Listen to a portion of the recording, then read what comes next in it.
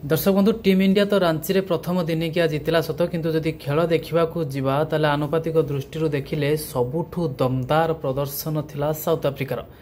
केबे भी खेल आरंभ शेष पर्यंत लागु नथिला जे टीम इंडिया ए मैच को साउथ अफ्रिका हाथरू छड़े आनिबो।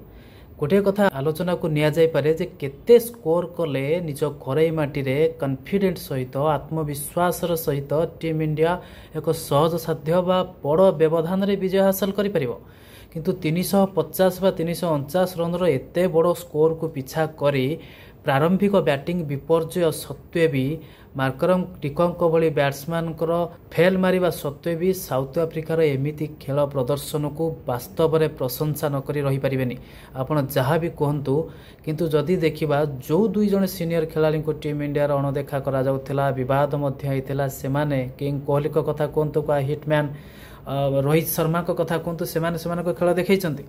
किंतु टीम इंडिया बोलिंग साइड हो पूरा टेस्ट मैच रे क्लीन स्वीप कला साउथ अफ्रिका सेठी बैट्समैन फेल मारले एवं वनडे रे जदि देखिबा बोलिंग फेल मारुची फील्डिंग फेल मारुची कैप्टेनशिप एकदम दुर्बल पूरा स्टाची हो जाउथिले पूरा किंग कर्तव्य विमूढ़ हो जाउथिले केएल राहुल ताको कैप्टेनशिप सेमती प्रभावशाली बोली लागु नथिला से सेतिके अटैकिंग कैप्टेनशिप करू नथिले लाइक सौरभ गांगुली होंतु बा धोनी होंतु।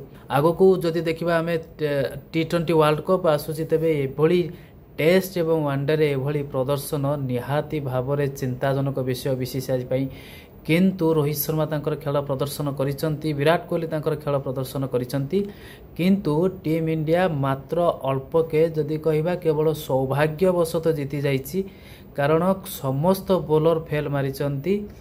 किंतु आगो को देखिबा को गले जे T20 आसुची सेथिरे कोन खेल प्रदर्शन करिवो आहुरी मध्य दुईटी वनडे रही से दुईटी वनडे को साउथ अफ्रिका निश्चित भाव में निज हाथ मुठा को नेबाकू चेष्टा करिवो। किंतु आजिर मैच रे आमे एतिकी कहि परिबा जे टीम इंडिया मैच जितिला सत किंतु दिल जितला साउथ अफ्रिका।